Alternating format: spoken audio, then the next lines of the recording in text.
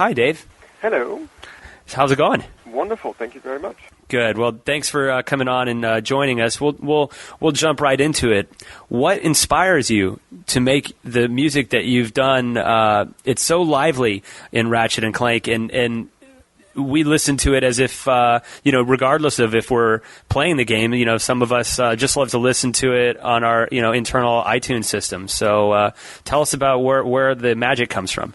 I think the magic comes from, first and foremost, the minds of these incredible designers that create this really extraordinary world that they give me, year after year to work on. I really feed off of the visuals, I feed off the story, and I feed off the characters. I really have this very close relationship with this flappy-eared creature that goes around saving the galaxy, and over the years I've grown very attached to him and his little metallic tin can acolyte. So my inspiration really comes from the game. It comes from the characters of the game, and those are. That is very cool. Which do you have a favorite Ratchet and Clank game that you scored? I think that any first is always has something very unique. So the first Ratchet I'm very sentimentally attached to it. There's a nostalgia about having discovered these characters and our first courting in a way. We worked very closely with Ted and designed the sound that we felt was appropriate for this world. And so the first game is probably the one that I feel closest to, and then each game after that has become a challenge to reinvent this world and keep it fresh. And so the first and last are always my favorite, because the last one, Ratchet's Future, is the sum of all of our past, and it's where we've grown to today. Mm-hmm. I would say first game, last game. Cool. Was it hard for you to score Resistance after scoring several Ratchet games in a row? No, it was very different. We approached Resistance from a different standpoint. We wanted to be more interactive with music, less soundtracky per se, but the game was a lot darker, a lot heavier, and it was actually, I love variety in my work. One of the things I've enjoyed over the years in working in everything from film to advertising to video games is that I never get bored. I like reinventing myself and coming up with new and fresh music. So doing Resistance was a wonderful new challenge in going into a different world and immersing myself in it and trying to see what I could come up with musically. So when you're scoring games versus scoring, movies or advertisements, what's the difference between the two, and what's the hardest part when you're going between those mediums? I think that each medium calls for something very specific. I can't say that one is harder than the other. They all have it's a different set of rules. The thing about a movie that is very specific to its medium is that most people will watch a film once, maybe twice, but they watch it in a linear fashion, and there's an arc to the storytelling, which of course the music is supposed to follow somewhat and help enhance, which lasts from 90 minutes to 120 minutes, or if it's a really long film, maybe 3 hours. In the case of a game, there's the unknown factor of how long it will take players to go from one level to another, and journey through the same arc can take anywhere from 10 to 30 hours, depending on whether you're a really good player or a terrible player like me. So I have to accommodate both. I have to make sure that that whatever music I put throughout the game help, in a way, take you there and continue enhancing the experience, whether you are there for only 10 hours or for 30 hours. So I think that the notion of timing is very different. You don't spot a game the same way you would a film, and spotting is the process whereby we decide where the music goes. And that's something that Paul Mundra and I have worked very closely over the last few games at designing the arc of the music, and he's very instrumental, in fact, in the decision-making process of whether we have a slow level following a fast level or two fast levels following a slow level. And we work very closely in trying to create that arc so that the player remains entertained by the music. So I actually want to dive into that just briefly. Can you talk a little bit about, like sort of the audio design, like in that process of collaborating with Paul? Like, how exactly does that work? Because I think that's probably a real hidden side to when people think of game design, they think of gameplay, but audio obviously plays a major role in that as well.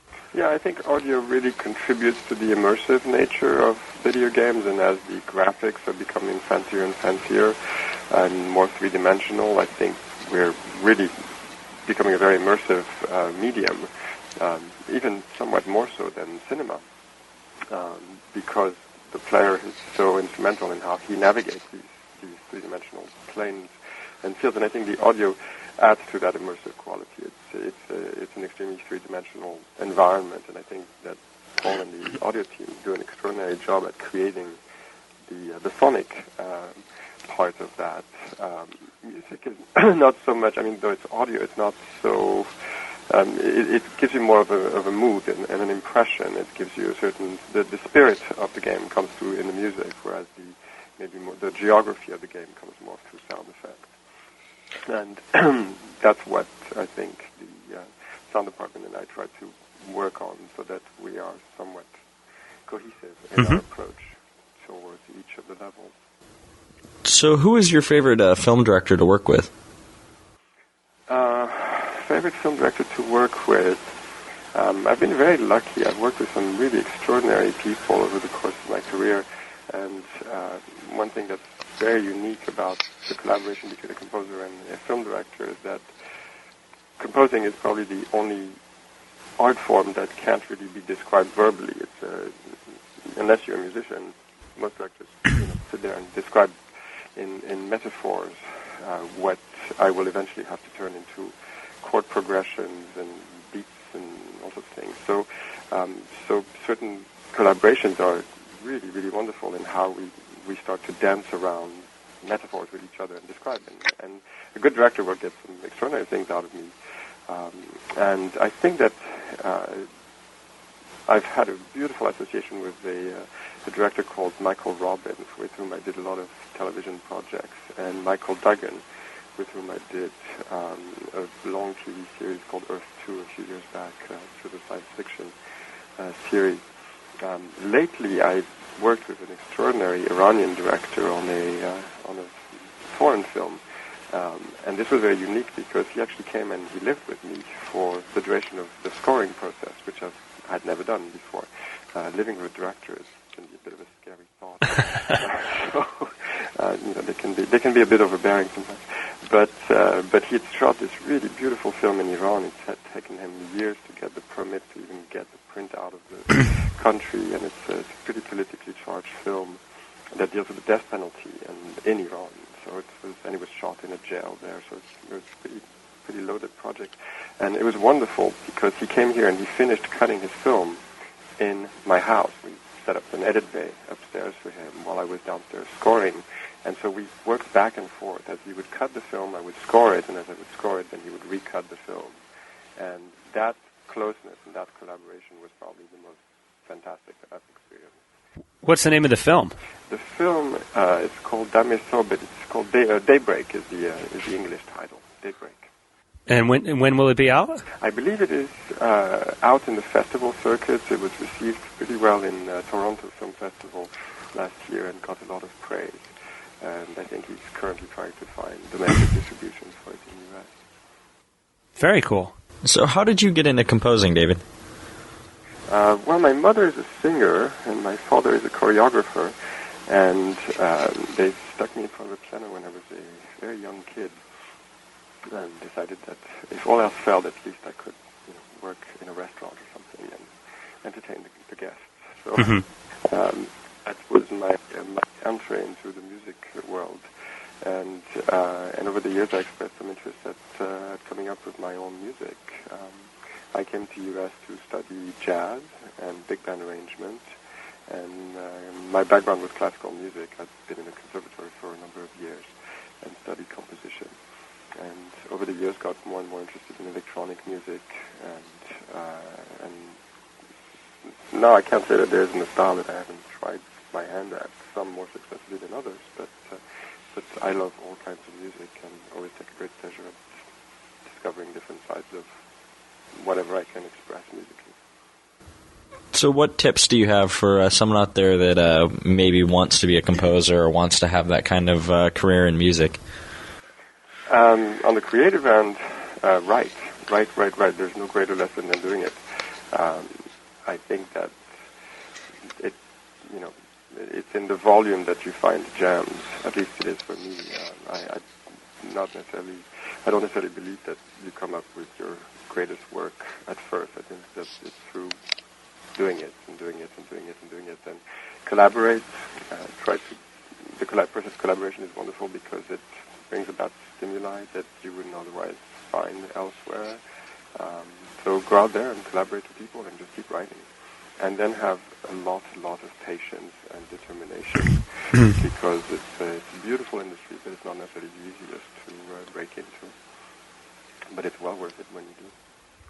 Very cool. Well, we're going to have a little bit of fun with you now and turn our focus to what we call 5 quick questions. And these are basically irreverent and just meant to show a different side to what you do and your take on life. And before we do that, though, we want to let you know that we are going to be making a donation in your name to an organization, a very worthwhile cause called Child's Play.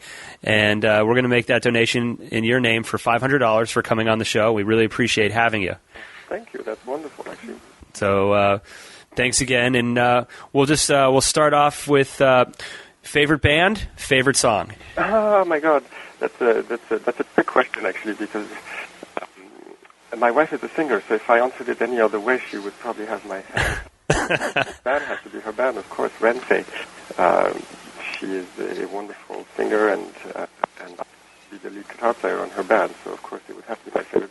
Of course, second to that would be Radiohead. Which Radiohead song? Radiohead song, I every single one of their songs. They are definitely my favorite band in the world, and yeah, there's not a single song of theirs that I find extraordinary. You seen him in concert? Yeah. How many times? A couple of times. If you could play in one major rock band in the world, which one would it be? This should be an easy one. Yeah, it would be Radiohead. I found that they stretch the creative envelope more than anybody else out there today. So for sure, same band. So you were born in Paris, and it looks like you've bounced around a little bit through Europe, the Middle East, and East Africa even. What would you say is the biggest misconception about living in Paris? That's funny. Actually, I tell this to everybody at every party. The biggest misconception is that Parisians are only rude to foreigners. They're rude to everyone, including other Parisians. Nice. How often do you go back? Oh, I go back maybe every year. Mm-hmm. I always find a way, generally in transit, to some other exotic destination. I don't necessarily make France a point of interest to me, but it's always a good place to stop by on my way to Morocco or Egypt or Africa. And I stop by and I visit some of my relatives. Most of my family lives in Polynesia. I have more distant relatives in France. Very cool. Where do you stand on the is video games art debate? I don't think that the medium is limited. I think that it's up to the designers to use the medium to try to make art or make entertainment. I think that every medium, be it painting, movies, music, has the potential to be artistic or to be more entertainment-based, both of which are extremely valid manifestations of those mediums. Whether a game is art or entertainment is up to the designers and the creative force behind each of these projects. So I think the medium definitely can allow for artistic greatness. Okay, well, fair enough. That's a good answer. And finally, what would you be doing if you weren't composing? Singing in your wife's band is the right answer, probably, right? No, I don't think. I know, playing. No, if I wasn't composing, I probably would be painting. Cool. Do you have what type of painting do you do? Oh, I paint oils.